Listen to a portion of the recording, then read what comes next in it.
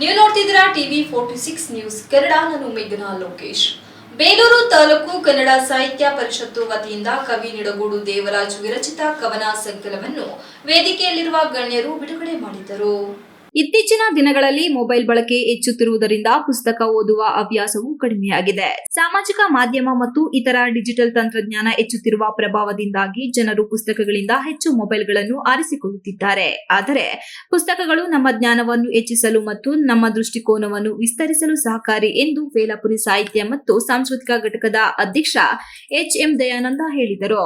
ಪಟ್ಟಣದ ಚನ್ನಕೇಶವ ಸ್ವಾಮಿ ಸಭಾಂಗಣದಲ್ಲಿ ತಾಲೂಕು ಕನ್ನಡ ಸಾಹಿತ್ಯ ಪರಿಷತ್ತು ವತಿಯಿಂದ ಹಮ್ಮಿಕೊಂಡ ಕವಿ ನಿಡಗೂಡು ದೇವರಾಜ್ ಅವರು ಸ್ವರಚಿತ ನನ್ನ ಕನಸಿನ ಗೂಡು ಎಂಬ ಕವನ ಸಂಕಲನ ಬಿಡುಗಡೆ ಸಮಾರಂಭ ಉದ್ಘಾಟನೆ ನಡೆಸಿ ಮಾತನಾಡಿದ ಅವರು, ಮೊಬೈಲ್ ಬಳಕೆ ಮಿತಿ ಮೀರಿದ್ದು ಮೊಬೈಲ್ ಗೀಳಿನಿಂದಾಗಿ ಪುಸ್ತಕ ಓದುಗರ ಸಂಖ್ಯೆ ಗಣನೀಯವಾಗಿ ಕಡಿಮೆಯಾಗಿದೆ.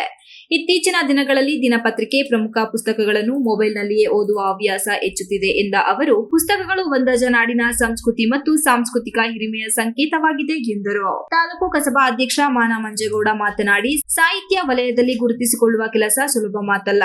ಸುದೀರ್ಘ ಅಧ್ಯಯನ ಮತ್ತು ಉತ್ತಮ ಬರವಣಿಗೆ ಪೂರಕವಾಗಲಿದೆ ಎಂದ ಅವರು, ಸಾಹಿತಿಗಳು ಪ್ರಾಸವೇ ತಮ್ಮ ಕಾವ್ಯಕ್ಕೆ ಮಾನದಂಡ ಎನ್ನದೇ ಅನುಭವದಿಂದ ಸಾಹಿತ್ಯದ ಉಗಮಕ್ಕೆ ಮುಂದಾಗಿ ಯುವ ಕವಿ ನಿಡಗೂಡು ದೇವರಾಜ್ ಇತ್ತೀಚಿನ ದಿನಗಳಲ್ಲಿ ಉತ್ತಮ ಕವಿತೆಗಳನ್ನು ರಚಿಸುತ್ತಿದ್ದಾರೆ ಎಂದರು. ತಾಲೂಕು ಜನಪದ ಪರಿಷತ್ತು ಅಧ್ಯಕ್ಷ ವೈಸಿ ಸಿದ್ದೇಗೌಡ ಮಾತನಾಡಿ, ಪ್ರತಿ ಸಾಹಿತ್ಯದ ತಾಯಿ ಬೇರು ಜನಪದ ಪ್ರಾಮುಖ್ಯತೆ ವಹಿಸುವ ಕಾರಣದಿಂದ ಸಾಹಿತ್ಯ ವಲಯಕ್ಕೆ ಬರುವ ಪ್ರತಿ ಸಾಹಿತಿಗಳು ಜನಪದ ಓದುವ ಮತ್ತು ಅನುಭವ ತಿಳಿದುಕೊಳ್ಳಬೇಕಿದೆ. ಸಾಹಿತ್ಯವು ಜ್ಞಾನ, ಮನರಂಜನೆ ಮತ್ತು ಸಂಸ್ಕೃತಿಯನ್ನು ಸುರಕ್ಷಿಸುತ್ತದೆ ಹಾಗೂ ಹಂಚಿಕೊಳ್ಳುತ್ತದೆ ಎಂದರು.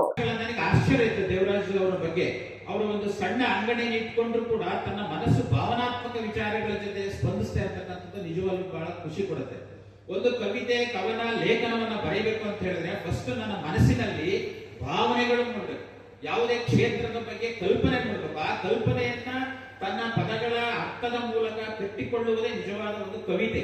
ಅಂತಹ ಕವನಗಳನ್ನ, ಕವಿತೆಗಳನ್ನ ಸಾಕಷ್ಟು ಜನ ಬರೀತಕ್ಕಂಥವ್ರು ಇತ್ತೀಚೆಗೆ ತುಂಬಾ ಕಡಿಮೆ ಆಗ್ತಾ ಇರ್ತಕ್ಕಂಥದ್ದು ಒಂದು ವಿಷಾದನೀಯ ಸಂಗತಿ.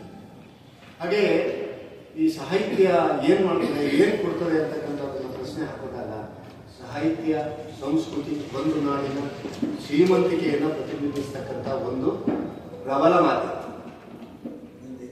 ವರ್ಡ್ಸ್ವರ್ತ್ ಅವರು, ಆಂಗ್ಲ ಕವಿ ವರ್ಡ್ಸ್ವರ್ತ್ ಅವರು ನೇಚರ್ ಪೈಟ್ ಅನ್ನು ನಾವು ಕರಿತೀವಿ.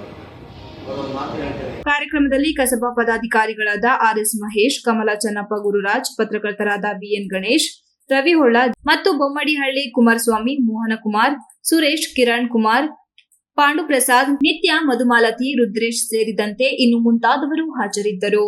Ganesh, TV 46 news Kannada, Belur. You are watching TV 46 News Kannada.